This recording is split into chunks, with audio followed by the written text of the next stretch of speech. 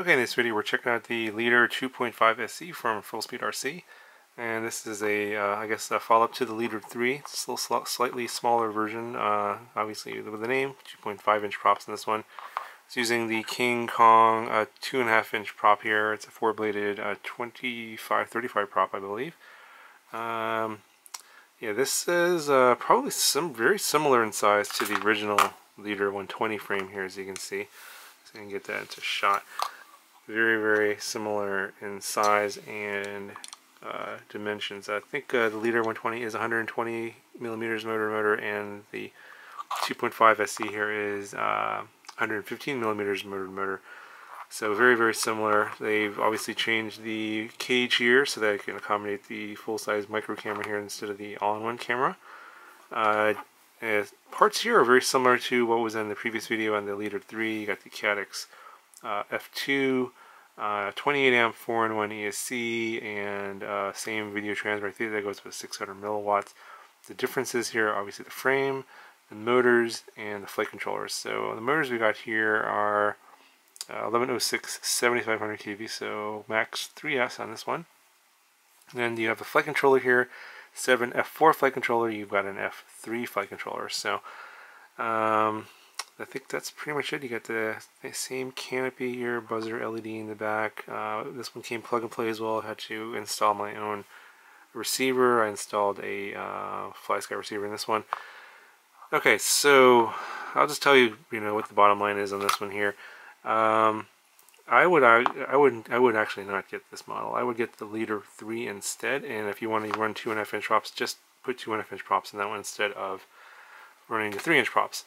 And the reason why is the way the 2.5 inch flew. So it came with a tune from the factory. It was using an F3 instead of an F4, but all the other things are the same. Obviously the motors are different, so you're running these 1106 motors here, and then this one here is also, I think, 1106, but it's a 4500 kV, so you can run 4S on this one, and really this one's used for 2 or 3S. The flight characteristics, I don't know what the tune was for. Maybe it was really meant for a 2S instead of a 3S. I flew on a 3S 550, and I didn't really think that the flight was all that good.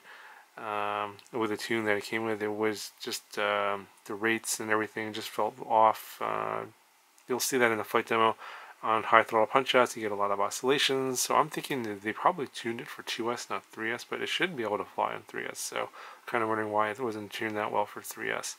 And I had the motor heat was not that hot on 3S on the way I flew it, so I think that the out-of-the-box experience is a lot better on the Leader 3. Plus you get the lower kV motor, so you can go 4S on this one with 1106 4500 kV, and it comes with an F4. The prices are about the same, I believe. About $133 for both of these without a receiver. You have to add your own receiver. So the size difference isn't all that much different either. It's 115 millimeters motor to motor on the 2.5 and about 130 millimeters motor to motor on the 3. So if you line up the motors here, it's not that much. The size difference in terms of the frame isn't all that different. The 3 is a little bit bigger. So if you're concerned about the size, I would go with the Leader 3 and just prop down to a 2.5 inch prop if you want to have a little bit of a smaller micro. I just thought that the box tune was better on the Leader 3. It flew better, and I think that I would prefer to fly that on 4S. Instead, you get more efficiency on 4S and a longer flight time on 4S versus 2S or 3S. So unless you really absolutely have to go with a small size, you can. Or if you have maybe some sort of spec class racing where you have to go with this one, I would go with the 3 and not the 2.5.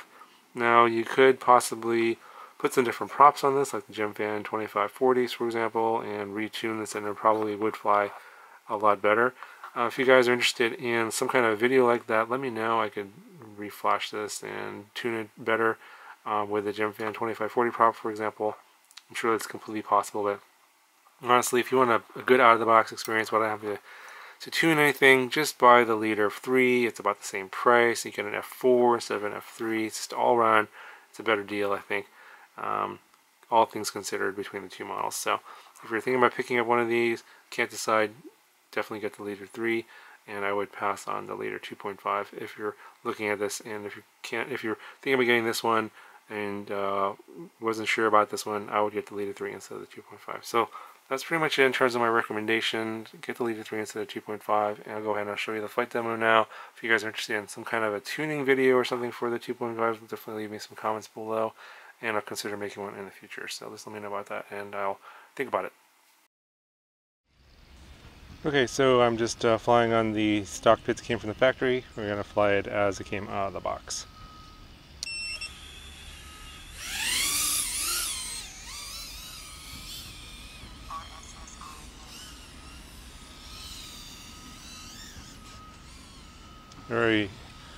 Very loose feeling in the sticks here.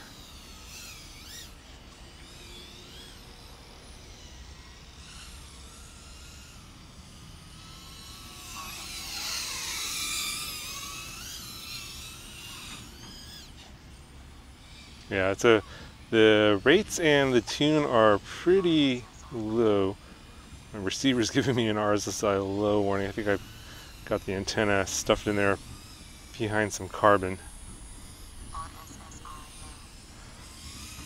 Yeah, so I'm just a little not too familiar or used to the way these rates are. It'll probably take me a second here to get used to them, but yeah, the tune itself is pretty loose. It could use some tightening up.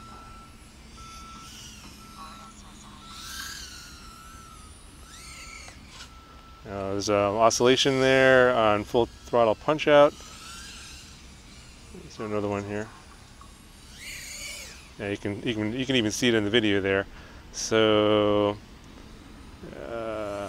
not exactly sure what's up with that. It's a loose tune, but the P gain is too high. So I think what I would do is I would probably increase the P gain and then also increase TPA, so that when you go full throttle, it doesn't do that oscillation, but you still have a tighter tune at the low end of the throttle, which is something I would prefer. Yeah, it's very loose. I gain needs to go up as well.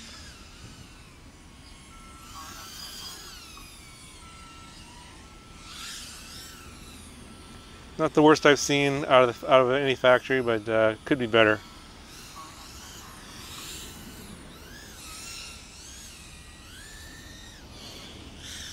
Yeah, a lot of shaking in the turns.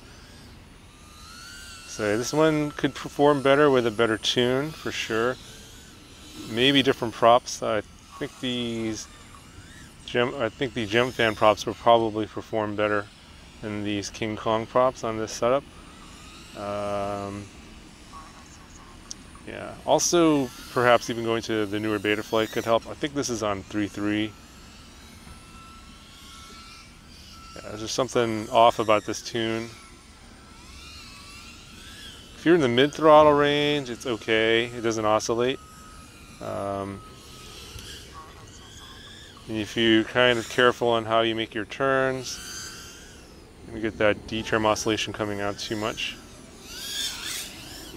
So you can even hear it in the props. Yeah.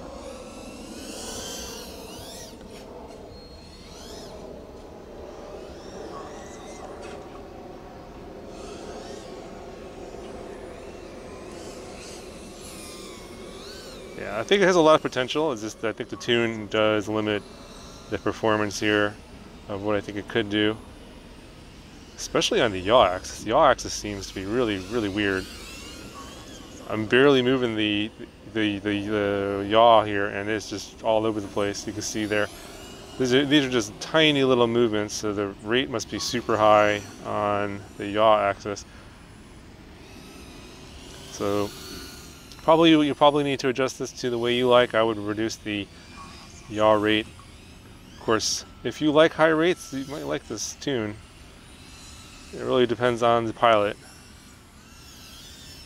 Oh, and the battery's dead. Land now! Okay, I'm landed. I guess I should have done a power loop there. That was probably not well advised.